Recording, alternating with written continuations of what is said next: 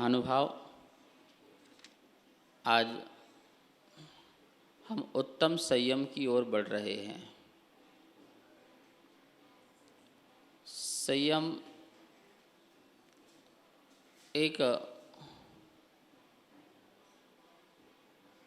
अपने आप को सुव्यवस्थित ढंग से जीवन जीने का तरीका, कि हम अपने आप को कैसे ढंग से जिएं। ढोंग से नहीं जीने का, ढंग से जीने का। अभी तो हम ढोंग से जी रहे हैं, जो मर्जी में आता है वो कर लेते हैं, जो मन में खाने को आता है वो खा लेते हैं, और जो बोलने को होता है वो बोल लेते हैं। ये तुम्हारा ढोंग है। लेकिन ढंग का जीवन होता है, बड़ा ही व्यवस्थित जीवन होता है, बड़ा ही संयमित जीवन होता है। कंट्रोल, भोजन, भजन और भाषण, तीनों में ही कंट्रोल, तीनों में कंट्रोल। भोजन में भी क्या होना चाहिए? कंट्रोल होना चाहिए, संयम होना चाहिए। जब चाहो खाओ पीते रहो, जो आए खाओ पियो। ये नगर पालिका की टंकी बना लो, जो चाहो जब चाहो डालते रहो, ऐसे नहीं है। भोजन में भी संयम होना चाहिए। कब खाना है, कितना खाना है, किस समय खाना है, कैसे खाना है, इसका भी एक विज्ञान है। उस तरीके से लीजिए। आपको अपने शरीर का विज्ञान नहीं पता है तो आप साधना नहीं कर पाओगे। तो ये भी एक तरीका है। संयम आपका एक विज्ञान है, वो सिखाता है कि तुम्हें कब खाना हो, कितना खाना हो, कैसे खाना है। संयम, कंट्रोल।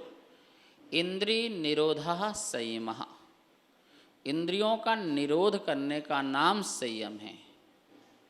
आप पहले इंद्रियों को निरोध करो। बाह्य इंद्रियां जो हैं, उन बाह्य इंद्रियों को हष्ट और पुष्ट मत करो।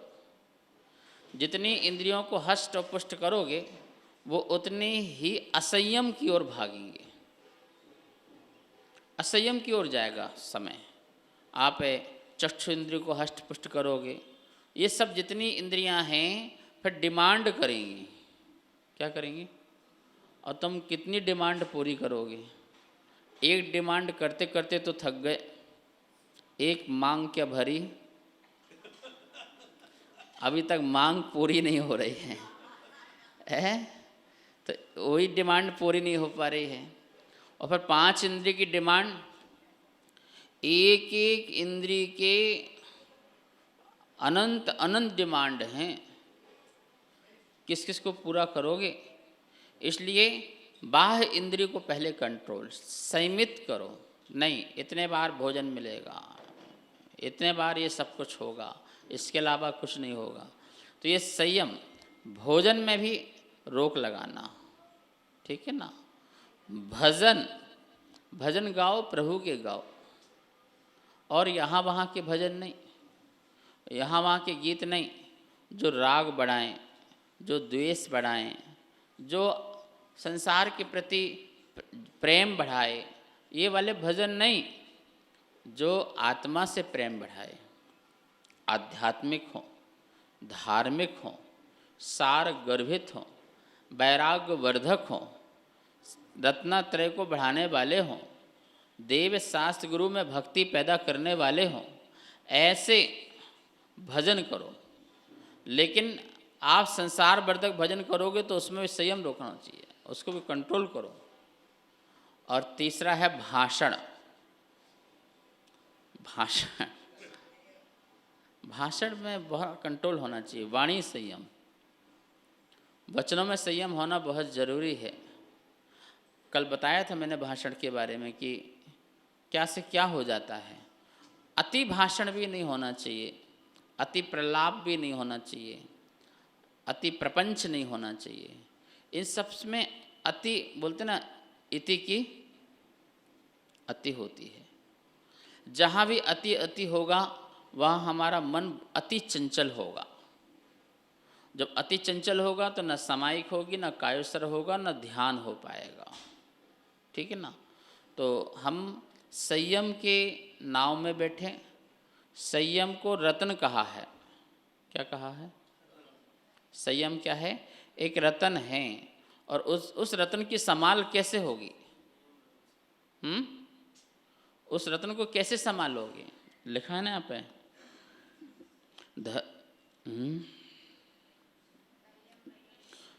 काय छयों प्रतिपाल, पंचेंद्रिय मन वश करो, संयम रतन सामान, विषय चोर बहु फिरते हैं। तुम्हारे घर में जड़ रत्न यदि होता है तो उसको कितना संभालते हो, और उसके लिए क्या क्या व्यवस्था करते हो? तिजोरी, अलीगढ़ का ताला, और गोदरेज की अलमारी कंपनी की, और बैंक में लॉकर, और सेठानी के पास हर पल चाबी, यहाँ वहाँ न जाए, हाथ में ही रहे, और रात में तकिए के नीचे। सेठ जी बता रहे, मुझे नहीं पता, ऐसे होगा कुछ। बहू के पास न चली जाए, प्रधान जी कह रहे हैं। त्रिशला जी देख लो। तो कहने का मतलब है कि कितनी व्यवस्था। यदि आपसे कहा जाए कि यह रत्न यहाँ से वहाँ पहुँचा दिए जाए, तो आप बस से जा रहे हो तो बार बार हाथ लगा के देखते हो, थोड़े चले फिर हाथ लगाते, थोड़े चले फिर हाथ लगाते। क्यों? कहीं किसी ने निकाल तो नहीं लिए। जड़ रत्नों के लिए आप इतना सोचते हो, इतना विचारते हो, और जो चेतन रत्न हैं, जिससे आत्मा परमात्मा बनना है, ये संयम एक रत्न है।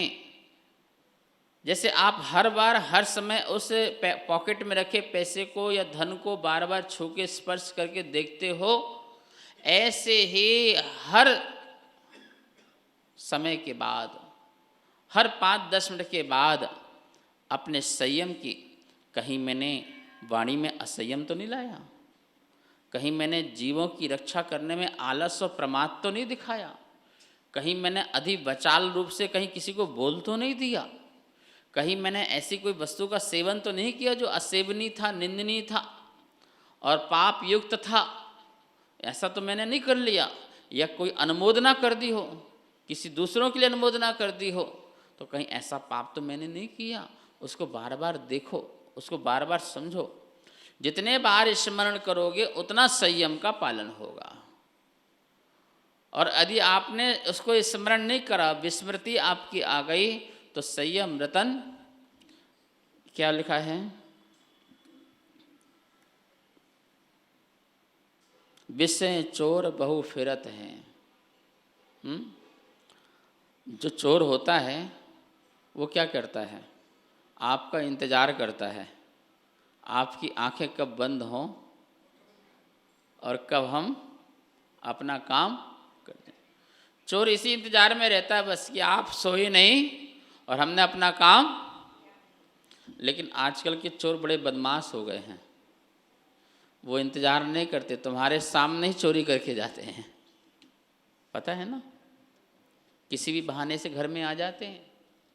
कहीं प्लम्बर बन के आ जाएगा, कभी लाइटिंग ठीक करने वाला बन के आ जाएगा, कभी कुछ करके आ जाएगा, और तुम्हारे सामने ही, तुम्हारे आँखों के सामने, और तो और तुमसे बोलेंगे निकालो। बताइए। तो ऐसे ही जैसे चोर चहु फिरत हैं, चारों तरफ, आपके चारों तरफ चोर फिर रहे हैं आपसे आपकी अनमोल चीज को ले जाने के लिए, ऐसे ही क्रोध, मान, माया, लोभ, ये जो है चोर हैं। कसाय चोर है, 5 इंद्रियों की विषयों की आसक्ति चोर है। क्रोध, मान, माया, लोभ तुम्हारे संयम के रतन को चुरा लेंगे। इसलिए कभी क्रोध मत हो, मान को हावी अपने आप में मत होने देना, लोभ को भी अपने आप में हावी मत होने देना, क्योंकि यदि ये हुए तो नियम से तुम्हारा संयम जाएगा ही जाएगा। पुण्य से बहुत धन संपत्ति अपार मिल जाए कोई बात नहीं, लेकिन उसमें अपना लोभ भाव मत डालना, उसमें मेरे पास इतना सब कुछ वैभव संपत्ति है, ऐसा मान मत डालना। जैसे डाले और वैसे ही तुम्हारा संयम रतन कौन लेके भाग गया? बैठे पूरब चोर। कहाँ पड़ा है? याद करो कहाँ पड़ा? 12 भावना में। अंकल जी से बताया 12 भावना। बैठे पूरब चोर, वो तो बैठे हुए हैं चोर, आप ज़्यादा समय भी नहीं लगेगा। तो महानुभाव, संयम की जो रक्षा होती है वो तप से होती है। कैसे होती है? जो आगे आएगा। धम्मो मंगल मुखट्टम अहिंसा संयमो तवो देवावीतस पणमंती जस धम्मे सयामणो। धम्मो मंगल मुखट्टम, धर्म मंगल है और उत्कृष्ट है। कौन सा धर्म? अहिंसा धर्म। और इस अहिंसा धर्म का रक्षा कैसे होता है? संयमो तवो, संयम और तप से होता है। अहिंसा की रक्षा संयम से होती है और संयम की रक्षा तप से होती है। ये ध्यान रखना। अहिंसा की रक्षा किससे होगी? संयम से होगी। यदि अहिंसा की रक्षा करना है तो संयम आपके पास होना ही चाहिए, और संयम की रक्षा करना है तो तुम्हारे पास तप होना चाहिए, इच्छाओं का निरोध होना चाहिए। इसकी चर्चा अपन कल करेंगे। उत्तम संयम गहु मन मेरे भव भव के भाजे अघ तेरे सुरग नरग पशु गति में नाही आलस हरन करन सुख ठाही। उत्तम जो संयम है इसको ग्रहण करो, मन से ग्रहण करो। गहु मन मेरे, भव भव के भाजे अघ तेरे, जो भव भव के जो अघ हैं, जो पाप हैं, वो दूर हो जाएंगे। नरक पशु सुरग में नाही, कहाँ पर नहीं है? सच बात तो यह है कि संयम की बात सिर्फ और सिर्फ मनुष्यों के लिए है, तुम्हारे लिए कही गई है, तुम्हारे लिए बात कही गई है। 2 ग्रंथ हैं, एक श्रावकाचार और एक मूलाचार। आचार मतलब संहिता, संविधान, कानून, जीवन जीने का ढंग। श्रावकाचार और मूलाचार, ये 2 ग्रंथ हैं।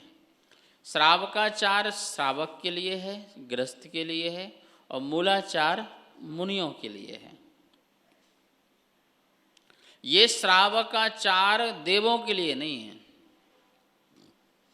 नारकियों के लिए नहीं है, कथनचित जिसको जाति स्मरण है उसके लिए, तिरंज के लिए, वरना उसके लिए भी नहीं है। ये सिर्फ और सिर्फ किसके लिए है? किसके लिए है? श्रावका, जो श्रद्धावान, विवेकवान और क्रियावान है, ऐसा श्रावक, उसके लिए है। और ये श्रावकाचार और मूलाचार दोनों में क्या अंतर है? श्रावकाचार आदमी को इंसान बनाता है। क्या बनाता है? इंसान। और मूलाचार इंसान को भगवान बनाता है। पंच परमेष्टि में साधु भगवान बने कि नहीं बने? आचार्य उपाध्याय भगवान बने कि नहीं बने? ठीक है, गुरु बने कि नहीं बने? कितने गुरु होते हैं जैन धर्म में, बताओ? बोलो, कितने गुरु होते हैं? 5 गुरु होते हैं। बंदों पांचों परम गुरु, ये 5 गुरु होते हैं। ये 5 भगवान हैं, पंच परमेष्टि भगवान हैं। तो ये मूलाचार जो है इंसान को भगवान बना दिया करता है। तो ये श्रावक धर्म, मूलाचार धर्म, ये सिर्फ मनुष्य पर्याय के लिए संयम है, ये कंट्रोल है। देव कंट्रोल नहीं कर सकता। जैसे आप यहाँ बैठे और आपको भूख लगी है तो चलो कोई बात नहीं, 1 घंटे बाद खा लेंगे, 1 घंटे बाद पानी पी लेंगे। ये आपका कंट्रोल है कि नहीं बताइए? ये आपका संयम है कि नहीं? आपने अपनी इच्छा को रोक लिया ना, ये आपका संयम है। लेकिन देव को भूख लगेगी, प्यास लगेगी तो वो कंट्रोल नहीं कर पाएगा, तुरंत ही कंठ से अमृत झर जाएगा, जो अपनी इच्छा को न रोक पाए। यद्यपि वो बाहर से कुछ ग्रहण नहीं करता है, अपने कंठ से ही अमृत झर जाता है जब भी भूख प्यास लगती है, लेकिन वो संयम धारण नहीं कर पाया। क्यों? वो चाहे कर भी अपनी भूख को नहीं रोक पाया। लेकिन आप कितने लोग उपवास कर रहे हैं, कोई निर्जल उपवास कर रहा है, कोई पानी लेके कर रहा है, कोई एकासन कर रहा है, कोई रात्रि भोजन नहीं कर रहा है। ये अपने आप में क्या है? बोलो, आपका कंट्रोल किसके पास है? लेकिन देव का कंट्रोल देव के पास ही नहीं है।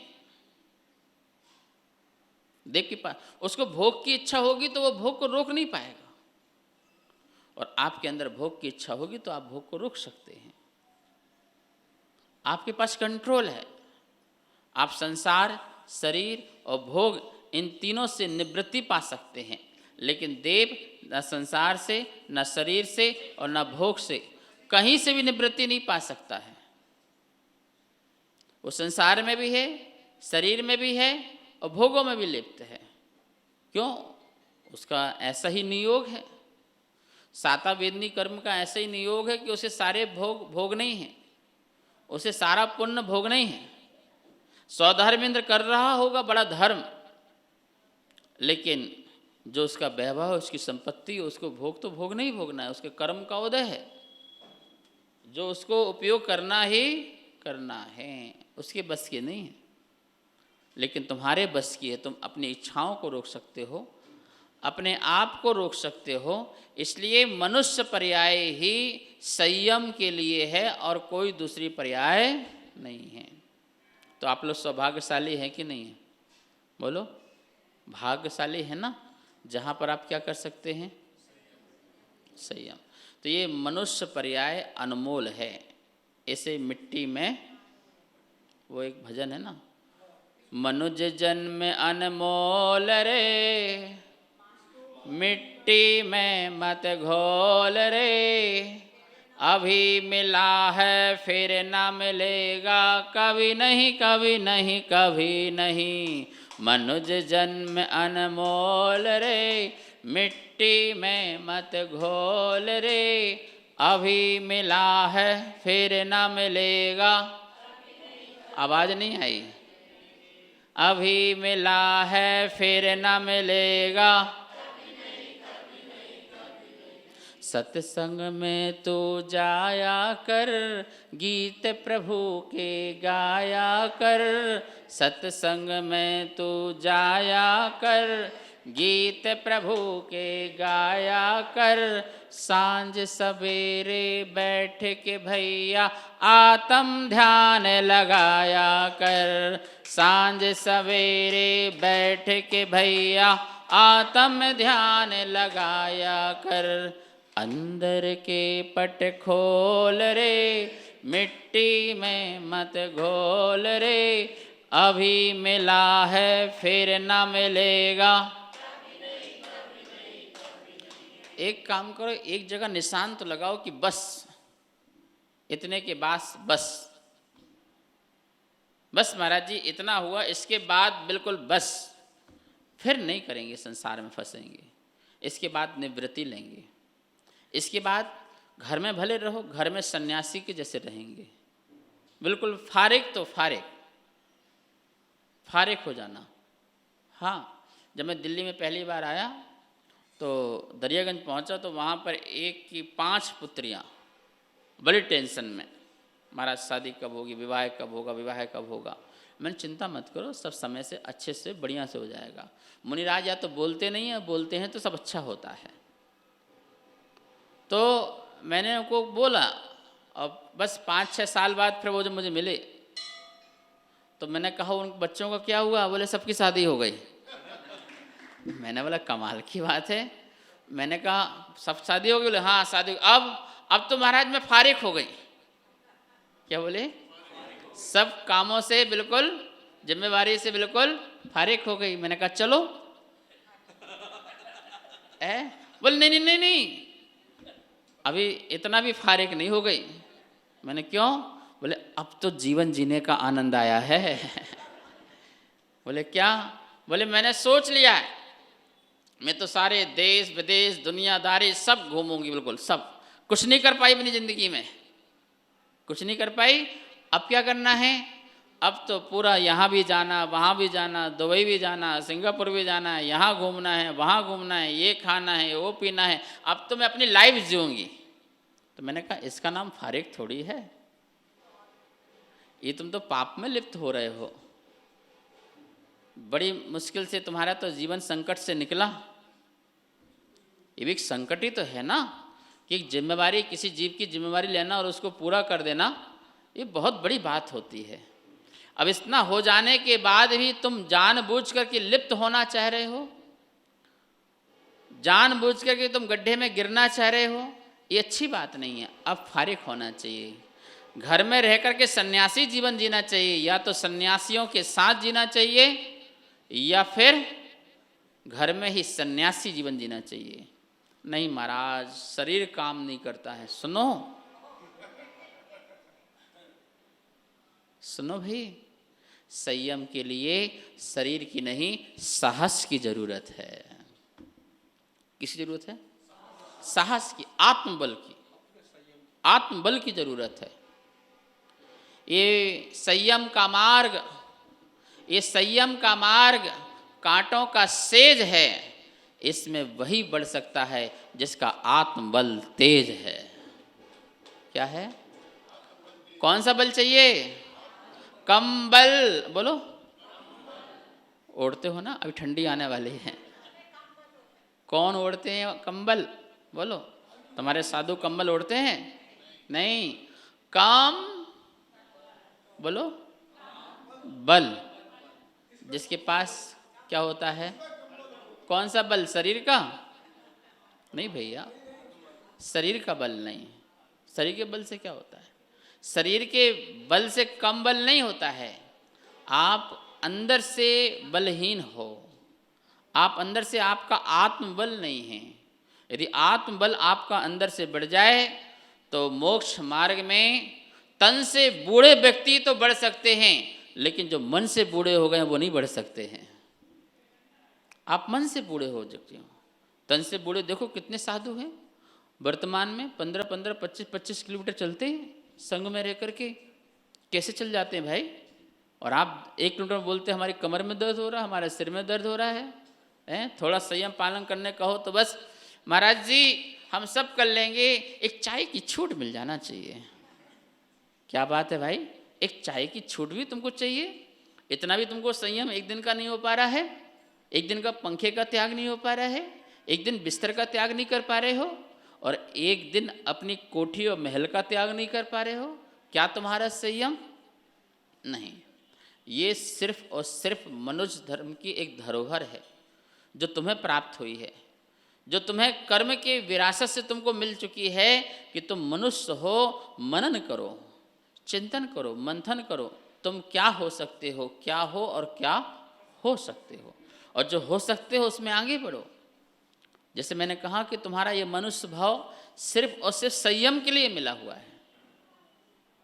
जो आलस प्रमाद करते हैं उनके जीवन में सदा असंयम बना रहता है, और आगे चल कर के ऐसा मोहिनी कर्म का बंध बनता है कि संयम के भाव पैदा नहीं होते। जब बोलते हैं ना महाराज जी हम नियम नहीं ले पाते हैं, इसका मतलब है चारित्र मोहिनी कर्म का तीव्र उदय चल रहा है। और ये किनका उदय चलता है? जो आलस प्रमाद और अपनी शक्ति को छिपाते हैं, ये उनके जीवन में जो है इस प्रकार की घटना घटती है। लेकिन जो भाव तो रखते हैं कि नहीं, त्याग तो करना है, छोड़ना तो है, ये मैंने ये क्या प्रपंच बांध रखा है, इसको तोड़ना है, ये भाव रखने वाला व्यक्ति संयमी बन जाता है। अच्छा, कितने लोग माता जी बनना चाहते हैं? जरा हाथ उठाओ, महिलाएं है? देखो, बनने के भी हाथ नहीं उठ रहे। अरे भाव से भी तो हाथ उठ जाते। ये तीव्र कषाय, कौन सी कषाय? तीव्र लोभ, जो पकड़ के रखे हुए परिवार से, घर से, धन से, संपत्ति से, इन सब से भाव भी प्रकट नहीं हो पा रहे हैं। ये तुमने पिछले जन्म में ऐसा असंयम का भाव रखा, ये उसका प्रभाव है। और तुमने ये सोचा होता कि नहीं यार, संयम तो लेना ही लेना है और ये सब छोड़ना है, परमाणु मात्र भी मेरा नहीं है, ये मैंने बिल्कुल डिसाइड कर लिया है, आज नहीं तो कल छोड़ना है। यदि ये भाव होते तो मैं कहता कि कितनों को दीक्षा लेना, तो सब बोलते महाराज जी मुझे दीक्षा लेना है, मुझे अपना आत्म कल्याण करना है, अपना आत्म उद्धार करना, तुरंत भाव बन जाते। और भावना भवनाशनी होती है। महानुभाव, मैं ये कहना चाह रहा हूँ, आप का समय बीतता जा रहा है, समय निकलता जा रहा है। निकल रहा नहीं निकल रहा? बचपन के बाद बुढ़ापा आता है, बुढ़ापे के बाद कुछ आता नहीं है, जाता जाता है, आता कुछ भी नहीं है। एक महानुभाव थे, मैंने कहा भाई क्या कर रहे हो धर्म में? बोले महाराज जी मैंने तो सिस्टम बना रखा है। बोले क्या सिस्टम बना रखा है? बस जाता हूँ, दर्शन करता हूँ, एक माला कर लेता हूँ, गोंदोदक लगा लेता हूँ, बस मैं इतने में ही खुश हूँ। कितने साल हो गए? महाराज 50 साल से कर रहा हूँ। भाई 50 साल से तुमने किया, तरक्की क्या की ये बताओ। 50 साल से आज तक तुम वही एक माला, वही तुम्हारा एक भक्तांबर, और वही तुम्हारा दर्शन और गंधोदक, और इसके अलावा तुम क्या बढ़े? नहीं वो तो बाकी महाराज इतना ही बहुत, इतना ही काफ़ी है। घाटा क्या हुआ? 50 साल की तुम्हारी मनुष्य पर्याय चली गई। इतना किया शाबाश, इतना किया बहुत बहुत आशीर्वाद शाबाश, पर इतने में ही नहीं टिक जाना चाहिए था। तुम्हारी दुकान 50 साल से एक ही उसमें चल रही हो, तुम खुश होगे क्या? बोलो। रोज 100 रुपये कमा रहे थे, भाई 50 साल हो गए, आज भी 100 रुपये। भैया आज तो 100 रुपये में कौन संतुष्ट होगा? आज 100 है तो कल सोचता है 1000 हो, आज 1000 हो तो कल सोचता है लाख हो, और आज लाख है तो सोचता है करोड़। संसार के बढ़ने में तुम्हें इतनी खुशी और इतनी रुचि और इतना समर्पण, इतना समय तुम्हारे पास है, लेकिन धर्म बढ़े और धर्म बढ़े और त्याग तपस्या की ओर जाऊं, संयम की ओर जाऊं, नियम की ओर जाऊं, कंट्रोल करूं अपने आप को, उसमें तुम्हारी कोई रुचि नहीं, कोई तुम्हारा समर्पण नहीं, और ना तुम्हारा सदुपयोग, ना समय, कुछ भी नहीं। ये तो गलत बात है। जैसा खाओगे अन्न, जैसा पियोगे पानी, ये तुम्हें प्रवचन आता है, अच्छे से अप्लाई करो, अपने जीवन में अप्लाई करो, अपने जीवन उतारो। यही संयम धर्म हमें सिखा रहा है। हम सिर्फ तुम्हें संकेत दे सकते हैं, आगे बढ़ने का काम आपका है। अपनी शक्ति, अपनी सामर्थ्य के अनुसार बढ़ो, और शक्ति है। अभी गुस्सा हो जाए तो एक उपास नहीं 200 उपास हो जाएंगे। कितने उपास हो जाएंगे? अभी झगड़ा हो जाए पति पत्नी में, 10 उपास। आज क्या बात है? आज आंदोलन है, भूख। कौन सा आंदोलन है? आज भूख हड़ताल है। क्या है? आज भूख हड़ताल है। ये आंदोलन तो चलो जाए। नहीं, ऐसा नहीं है। आप संयम धारण करो, जीवन को अच्छा बनाओ, इसी मंगल भावना के साथ। आज का नियम है, पानी छान कर ही भोजन ग्रहण करेंगे। बहुत बहुत मंगल, आशीर्वाद।